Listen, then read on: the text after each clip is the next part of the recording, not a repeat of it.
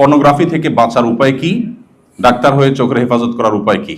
প্রথম প্রশ্ন উত্তর হলো যে চোখের জেনা থেকে বাঁচা এতটাই জটিল যে এখন দিন যত অতিক্রম হচ্ছে তত বেশি ফিতনা চতুর্দিক থেকে আমাদেরকে ঘিরে ধরছে।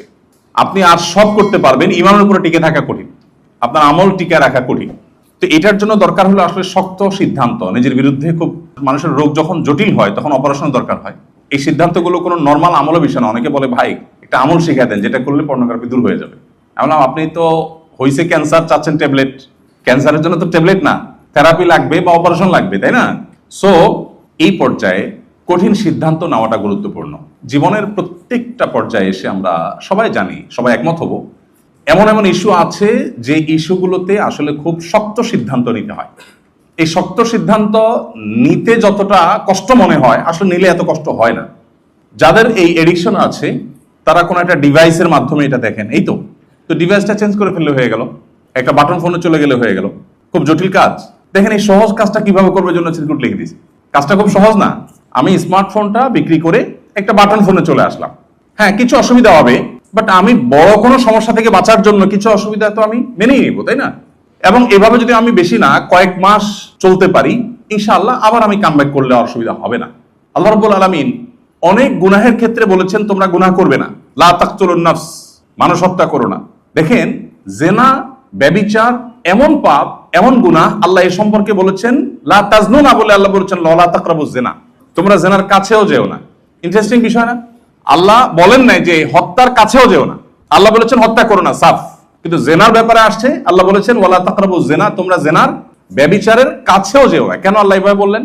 কারণ এই জিনিসটাই এমন, আল্লাহ তো সৃষ্টিকর্তা, তিনি জানেন তার সৃষ্টির দুর্বল জায়গা কোথায়। তিনি জানেন যে জেনার কাছাকাছি গেলে সে ব্যাক করতে পারবে এর সম্ভাবনা খুব কম, রিস্ক এখানে অনেক বেশি, এজন্য কাছেও যেতে নিষেধ করা হয়েছে। এখন আমরা অনেক সময় বলি না আমাদের মন পরিষ্কার,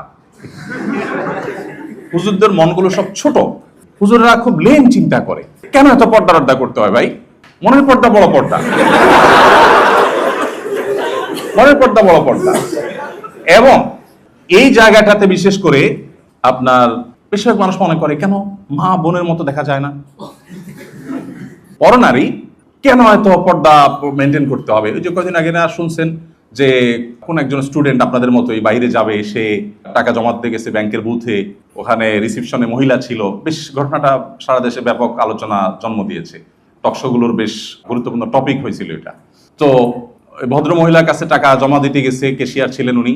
তো এই ইয়াং ছেলে যে বাইরে যাবে পড়াশোনার জন্য তাকাচ্ছিল না তার দিকে, তখন উনি ওনার হাজবেন্ডকে বলেছেন, হাজবেন্ড সেটা সোশ্যাল মিডিয়াতে ভাইরাল করেছেন যে এই ছেলে বিদেশে যে কি করবে, একটা মহিলার চেহারার দিকে তাকাইতে যে পারে না সে বাইরে যা করবে নাকি? বাইরে এত মহিলা, সে এখানে একটার দিকে তাকাতে পারতেছে না, ওখানে যে করবে নাকি সে? তো এটা নিয়ে সারা দেশ খুব সরগরম, টেনশন হয়ে গেছে। হায় হায়, এই ছেলে তো চোখের ডাক্তার দেখানো উচিত, বেচারা তাকাতে পারতেছে না, তার ডেফিনেটলি চোখে কোনো সমস্যা আছে। আচ্ছা, কি অদ্ভুত না, যে ভদ্রলোক লিখেছেন তার ওয়াইফের দিকে তাকায় নাই, এজন্য তিনি অপমান বোধ করেছেন। আচ্ছা, আমরা কমন সেন্স ব্যবহার করি, কোরআন এবং হাদিস আপাতত থাকুক, আমরা কমন সেন্স ব্যবহার করি। রাস্তায় কোনো নারীর সৌন্দর্য বা স্ক্রিনে কোনো নারীর সৌন্দর্য দেখার পর একজন পুরুষের মনে কি চিন্তা আসে? আল্লাহর কি অপরূপ সৃষ্টি, সুবহানাল্লাহ, ফাতাবারাকাল্লাহু আহসানুল খালিকিন, আল্লাহু আকবার। এই চিন্তা আসে? এই চিন্তা আসে? আপনি যদি বলেন না আমার তো এই চিন্তাই আসে, তাহলে আপনার এই গ্রহে বসবাস করা উচিত না।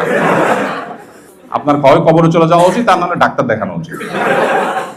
আচ্ছা ভাই, যেটা বলছিলাম, এখন আপনারা সবাই যেভাবে হো হো করে হাসলেন, এই হাসিটা আমার দরকার ছিল কথাটা বোঝার জন্য। এই হাসিটা প্রমাণ করছে যে আপনারা সবাই জানেন, এটা ওপেন সিক্রেট, যে কোনো নারীর খোলামেলা শরীর, চেহারা, সৌন্দর্য দেখার পর পুরুষের মনে কি চিন্তা আসে এটা আমরা সবাই জানি।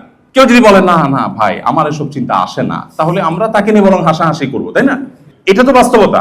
ওকে, এবার কেউ তার বউ, তার বোন, তার ফ্যামিলির কোনো মেয়ে, অন্য কেউ তার দিকে তাকালো না, সে অপমান বোধ করছে, তার চয়েস নিয়ে আমার আলাপ নাই, কিন্তু আমার আলাপটা হলো যে কমন সেন্স কি বলছে যে তার ওয়াইফের সৌন্দর্য অবলোকন করে কেউ তো এখানে আল্লাহর সৃষ্টির রহস্য আবিষ্কার করতে যাইতো না, নিশ্চয়ই সে মনে মনে জেনা করত। কি বলেন?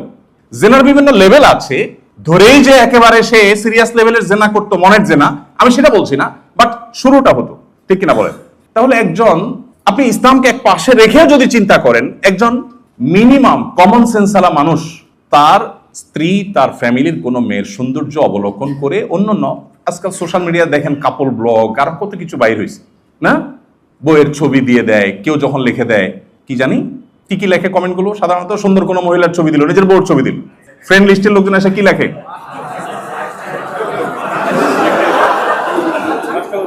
আচ্ছা যেই সব বলার দরকার নেই আমাদের, যে শব্দগুলো ব্যবহার করা হয় এই শব্দগুলো দেখে সে আবার রিপ্লাইতে লেখে থ্যাঙ্কস ভাইয়া। আপনি রুচির দুর্ভিক্ষটা খেয়াল করছেন? মানে সে রিপ্লাইতে বলছে থ্যাঙ্কস, তাকে যে কি বলছে এটা তর্জমাই সে করতে পারে না, তার বইয়ের ছবি দেখা।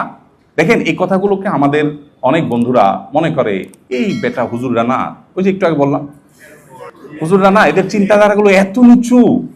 এখন আমার কথা হলো যে ভাই, আল্লাহ তাআলা সৃষ্টিগতভাবে প্রকৃতিগতভাবে তৈরি করেছেন এমন যে নারী পুরুষ একে অন্যের প্রতি আকৃষ্ট হবে,